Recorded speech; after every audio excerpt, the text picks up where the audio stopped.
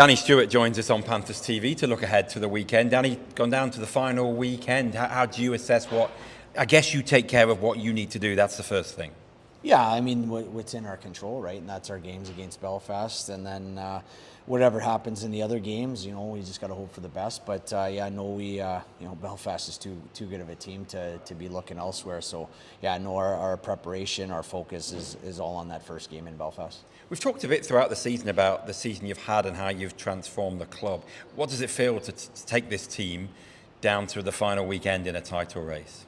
Yeah, it feels good, and look, it's an organizational success, right? It's a collected effort. I think it starts with the higher ups and everything they've done off the ice, and Pash with the recruiting, and has given me the resources to have success as a coach, and then my staff that's with me. The day-to-day staff that's in there, embracing the grind every day, and then finally the players. They've been phenomenal this year, and like I said, it's an organizational success. It's a collected effort, and to be going into the final weekend with a chance, to lift silverware, it's phenomenal. It's exciting, and guys are up for it. If you could pinpoint maybe one reason or a couple of reasons why you think you've ended up being so successful so far this season, what would you say they were? Pinpoint one thing. I think other than maybe the first 10, 11 games, we've found quite a bit of consistency to our game. Our season's a grind. Every team and every coach will say that.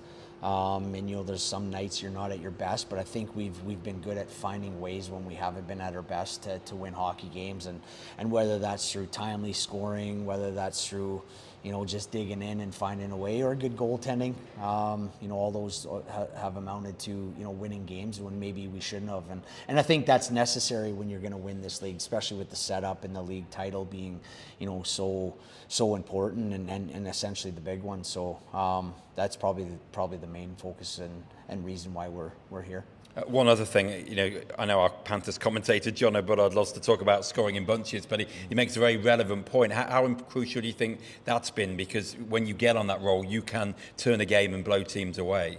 Well, we all talk about momentum shifts, and I think I said this in an interview earlier in the year. I think that the building and our fan base have really contributed to that. And when you get an early one, or you get a timely goal in this building, and you hear the atmosphere and the energy in the building, it kind of raises the guys to the next level. And I think that's probably a big reason as to why we've scored kind of those goals in bunches, and especially at home. I'd imagine most of them have been at home.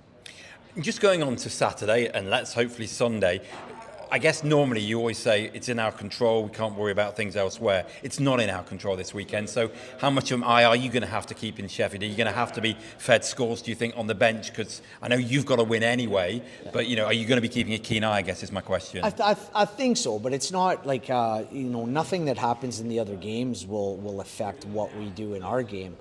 Essentially, we've got to take 4 points in regulation off Belfast, so limit them to 0 points, and then we got to hope that Sheffield gets 0 points. So, I think our focus is just on the first game. But I'd be lying if we said you weren't going to keep an eye on the other scores. You're intrigued to know what's going on, but obviously won't take our eye off the ball.